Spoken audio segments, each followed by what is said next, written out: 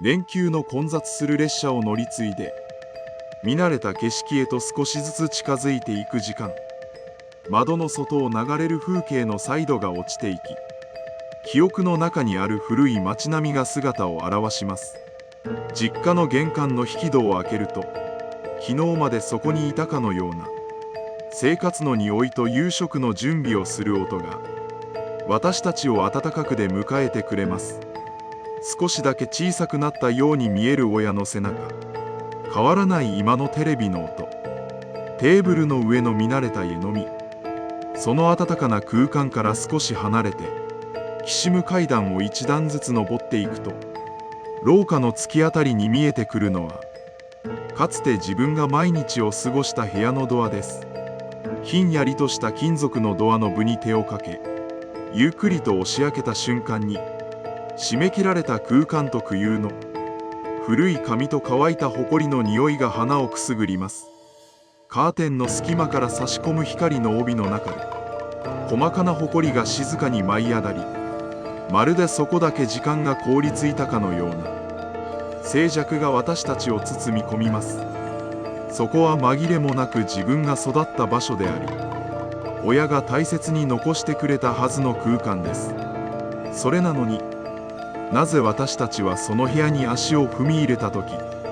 まるで他人の部屋に迷い込んだような居心地の悪さを感じるのでしょうか。懐かしさよりも先に訪れるどこか少しだけ落ち着かない感覚、そして自分自身の居場所がここにはもうないのだという静かな確信。岩観光察ラジオへようこそ。今日は連休の帰省で久々に足を踏み入れたかつての子供部屋がもたらす特有の違和感について静かに考えていきます。親の愛情によって保存されたその空間は、なぜ私たちに安堵感ではなく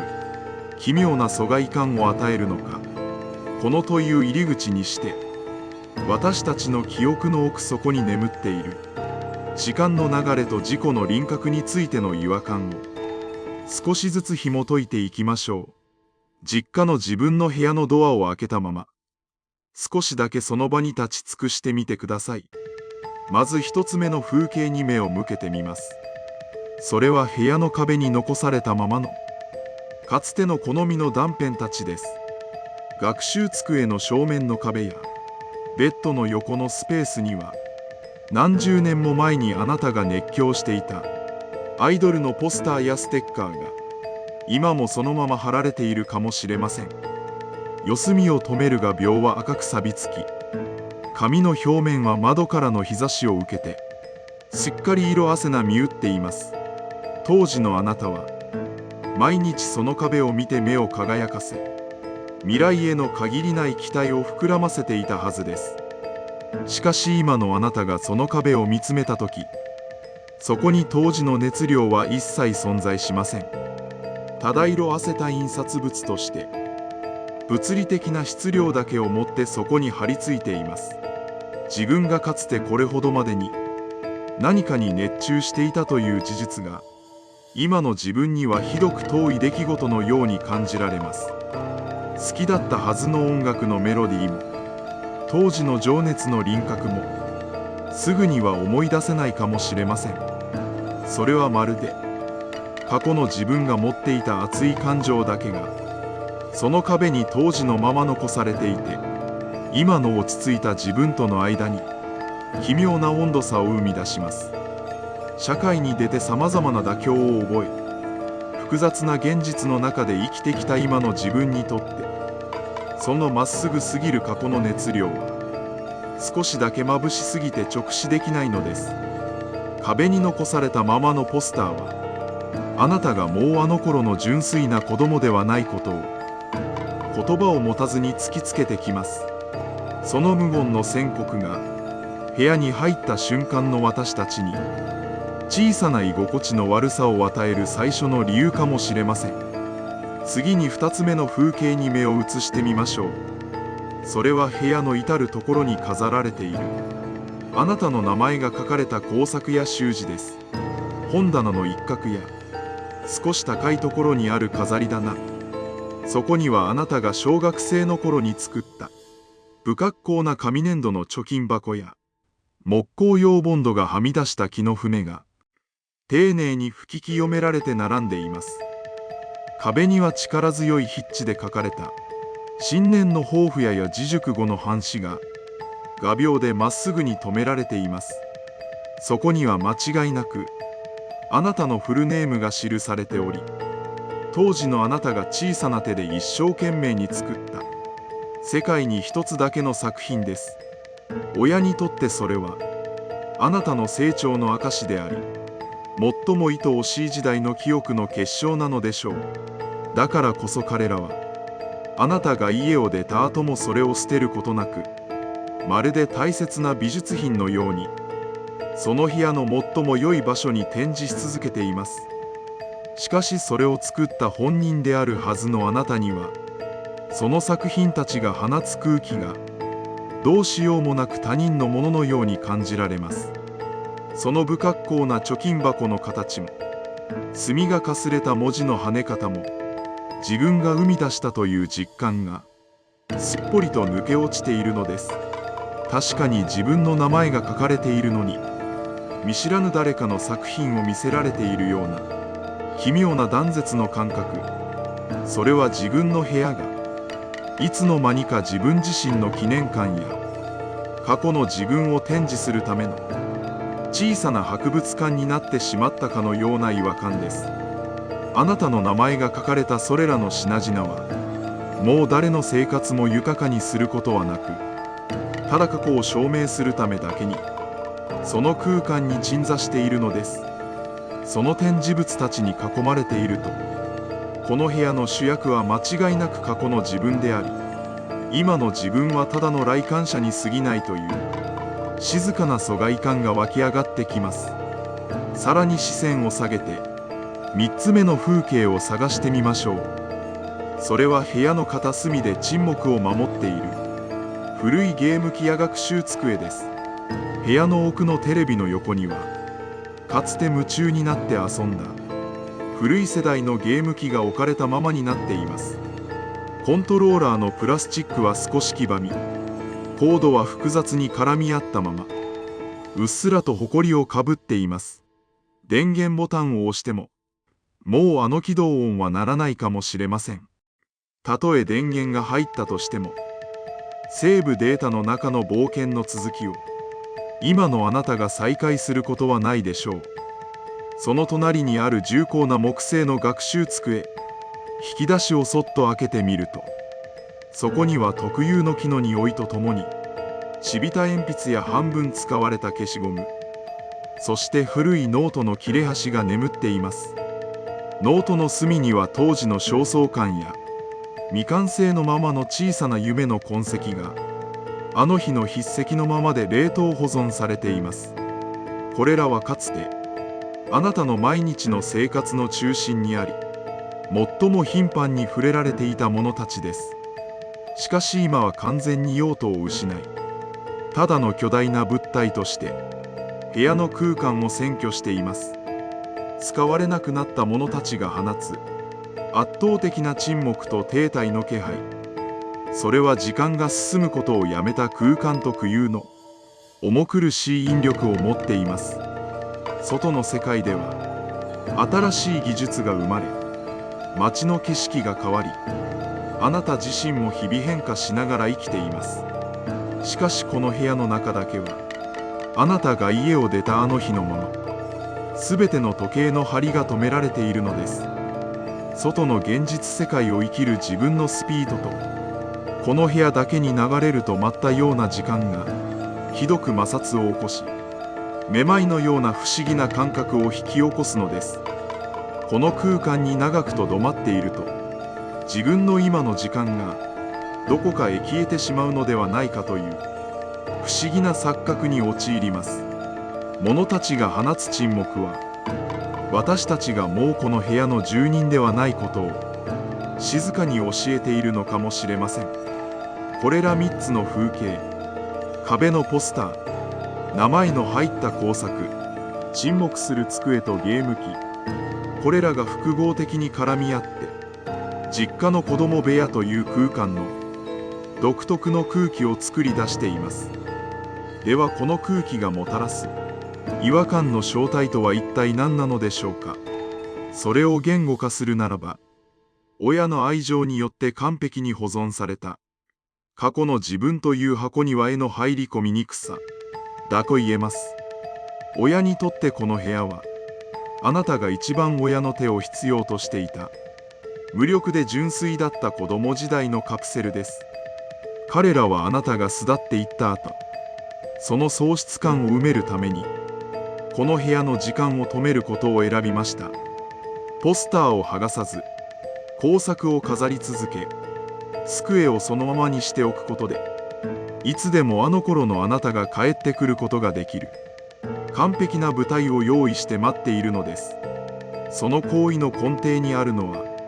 間違いなく深く純粋な愛情です。親のその優しさを私たちは痛いほどに理解しています。しかしそのまっすぐな愛情が今の私たちには少しだけ窮屈に感じられます。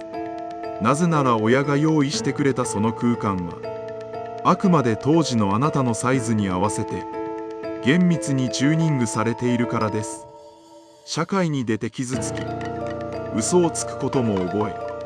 少し疲れてしまった今の自分はその純粋な空間にすんなりとは馴染めません。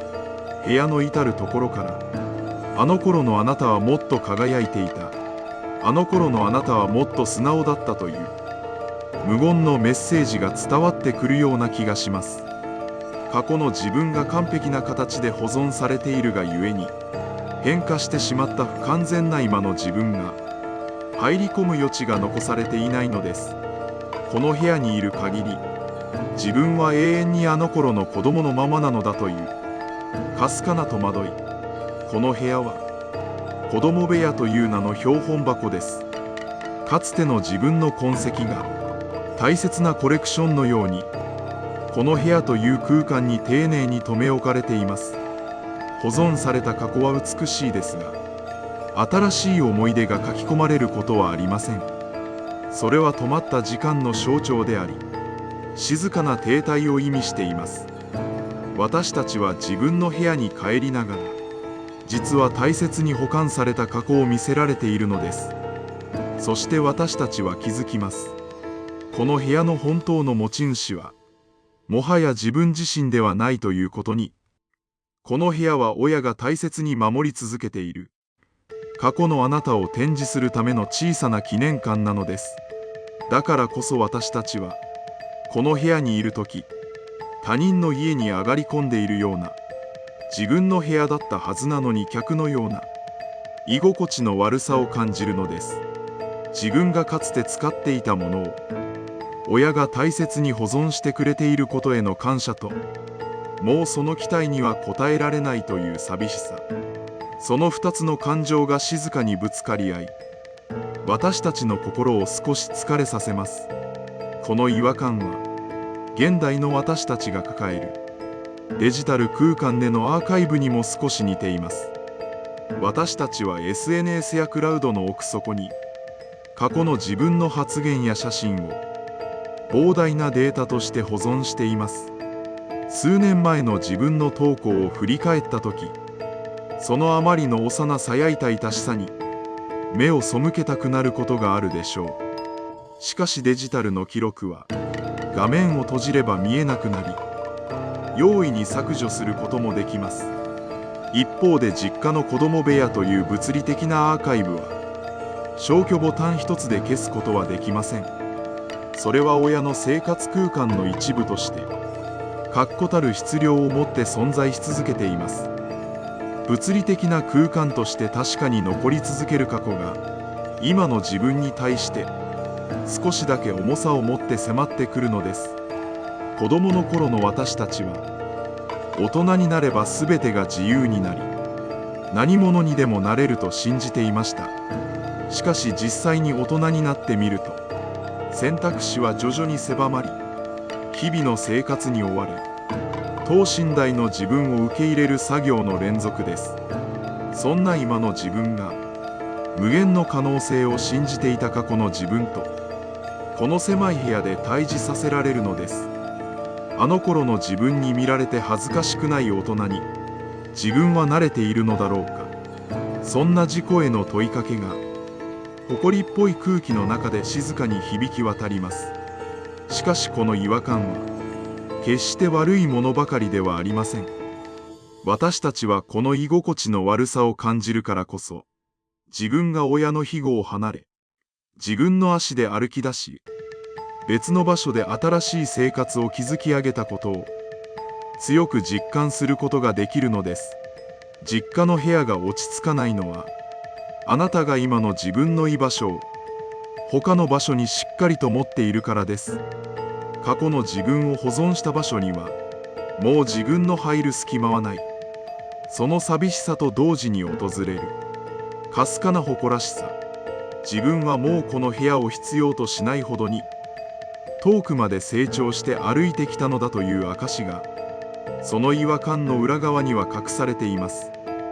私たちがこの部屋を訪れるのは、戻るためではなく、もう戻れないことを確認するためなのかもしれません。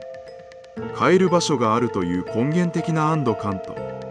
もうそこには自分の居場所がないという寂しさ、その2つの矛盾した感情を抱えながら、私たちはお盆や連休の数日間だけこの部屋のベッドにそっと腰掛けるのです。そして連休の最終日、荷物をまとめて部屋を出るとき、私たちはもう一度だけこの止まった時間の中を振り返ります。色あせたポスター、誇らしげな工作、沈黙する学習机、それらはこれからも親な優しい眼差しのもとで少しずつ色を失いながら静かにこの場所にとどまり続けるのでしょう。私たちが次にこのドアを開けるとき、部屋の主であるかつての自分はまた少しだけ色あせて私たちを静かに待っているはずです。そのかすかな時間のずれと交わることのないかことの距離を感じながら、私たちはドアノブをしっかりと握ります。カチャリという小さな金属音とともにドアを静かに閉めると、廊下の向こうから親の声が聞こえ、日常の生活音が再び私たちの耳に届き始めます。ドアは閉じられ、私たちは再び動き続ける現実の時間へと歩みを進めていきます。明日からの仕事のこと、帰りの電車の切符、冷蔵庫に残してきた食材、頭の中が今の自分の生活のことで満たされていくとき、胸の奥に残る少しの寂しさと、そして大きな安堵感、それは私たちが大人として生きていることの何よりの証拠なのです。次にあなたが実家へ帰り、あの部屋の古いドアを開けたとき、少しだけ立ち止まって、その空間の空気を深く吸い込んでみてください。そこにはあなた自身が置き去りにしてきたかつてのあなたの気配が今も静かに眠っているはずです。その静かな気配に耳を澄ませながら、